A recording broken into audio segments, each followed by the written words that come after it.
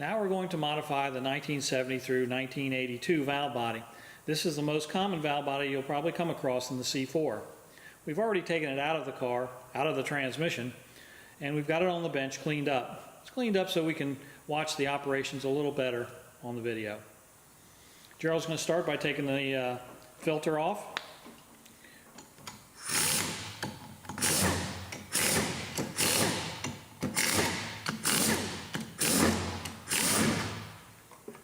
The filter bolts are unto themselves. They are extra long, so we'll put those aside with the filter. And this is a great time, obviously, to put a new filter in that comes with the kit. Next, we're going to remove the throttle valve spring. And now there's a little valve under there too, so let's not lose it. We'll put that in later on reassembly. If you do lose it, you can contact Performance Automatic for a new one. All right, we'll take the rest of the bolts out.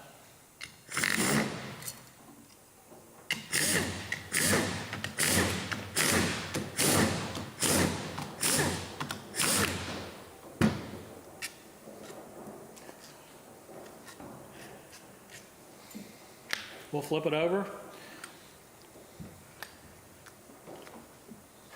We have two larger bolts. These are 1/4 20 bolts.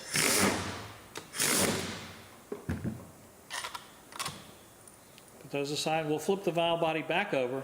This eliminates any check ball falling out and rolling down the bench. Now we'll take the two halves and separate them.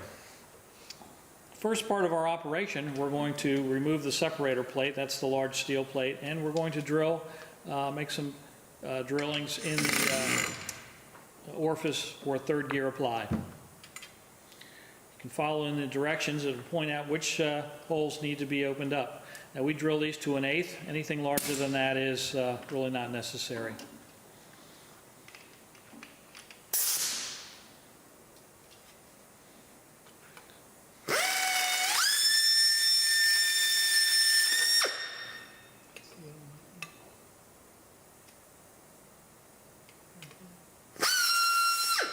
Sometimes one of the holes is already large enough, so it may not require any drilling at all. So just check them and make sure they're large enough.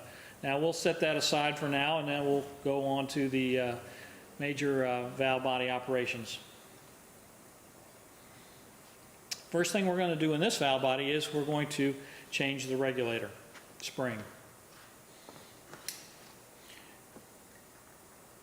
We'll remove one check ball that was in their valve body, and a what's called a black, or sometimes they're actually even white, servo disc. We'll move that off to the side. We'll use those later.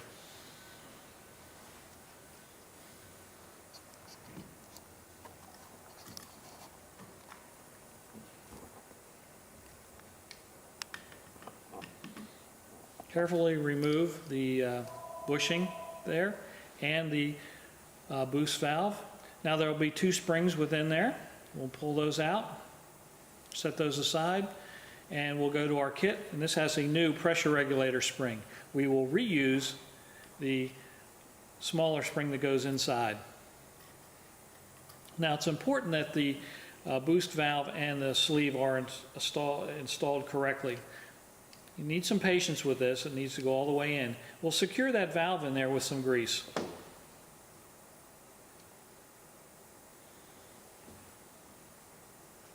We'll reinstall the boost valve.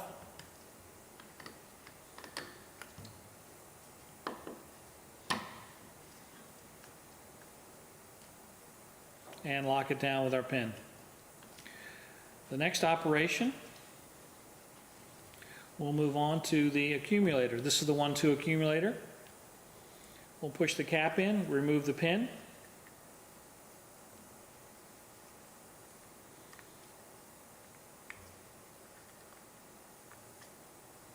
Sometimes it's difficult to get this pin out. And what we'll do, we're going to show you a trick here later on how to remove the spring without getting the cap out. All right, rather than ruining this valve body by scuffing up the spring and the valve and everything else, we'll put the clip back in. Gerald's going to put a little grease in there so maybe it doesn't fall out.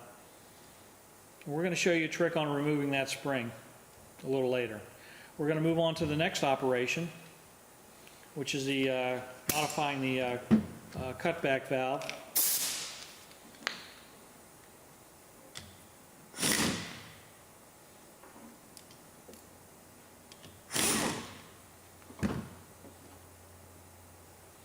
There's some spring tension behind the plate, so be careful.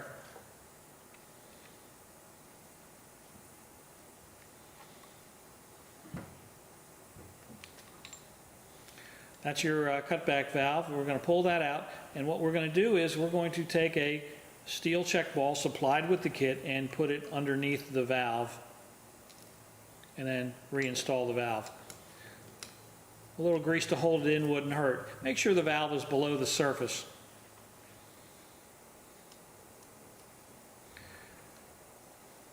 Now the next operation, we're going to remove, this is the, we're going to remove the back out valve and spring and put a plug in that's supplied with the kit.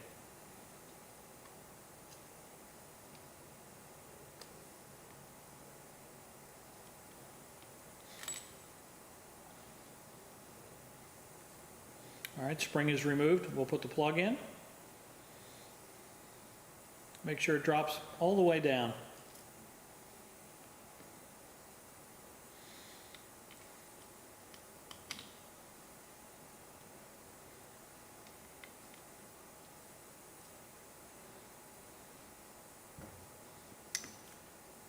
And we also remove the top spring.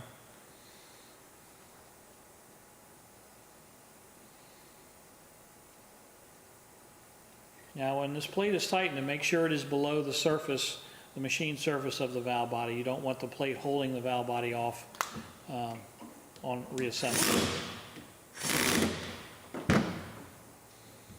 And that's it. Now we do need to put some check balls in these castings, so Gerald's going to point out to where these go.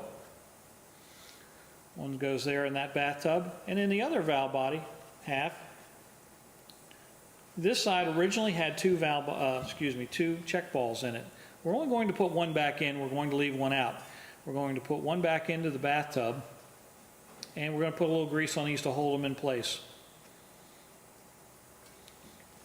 All right, you need to match up the valve body gasket if you have one, if you're doing an overhaul.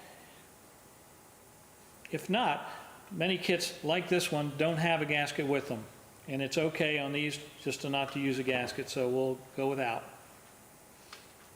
If you are overhauling this though, if you have a gasket that matches, I advise you to install it. So we'll put the plate on.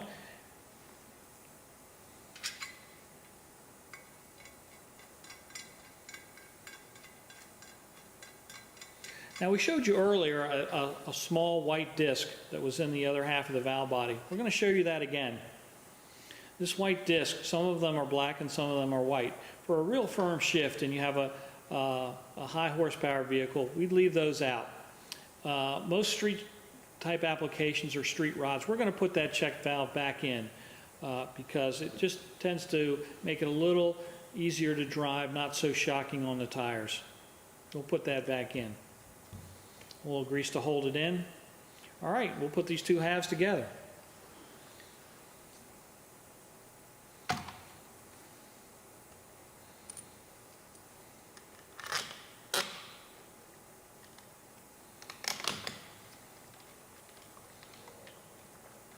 And before you tighten any bolts on these halves, make sure that the plate and the gasket are all lined up. Look down through the holes, make sure they're all squared up. All right, we can do that now. We can tighten those up.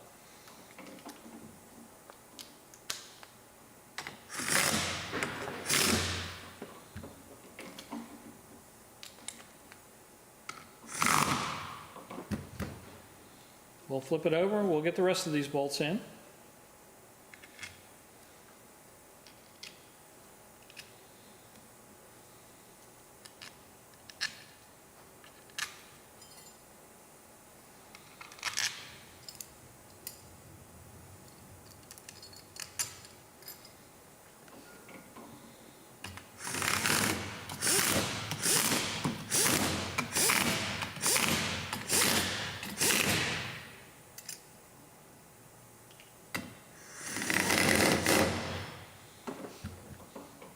Now's the time to put our throttle valve, spring, and valve back in. Valve goes in first, spring second, and we'll put our new filter on that comes with the kit. If you have lost the spring or the valve, do not drive the car. You will burn it up and it'll burn up the transmission. You'll have some difficulties. So if you have lost it, and many people do, just give us a call and we can supply you with another one.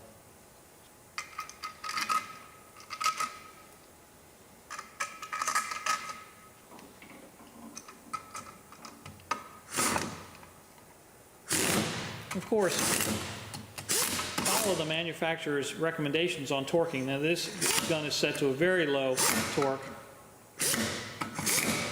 Now we're going to flip it over and we're going to show you this trick on removing the spring on the 1-2 accumulator. Now the 1-2 accumulator spring is removed by prying it out of the slot there, and now you can grab it with some pliers and pull it all the way out. If the spring breaks before it's all the way out, grab it again and make sure you get it all. You can't leave any of the spring left in there.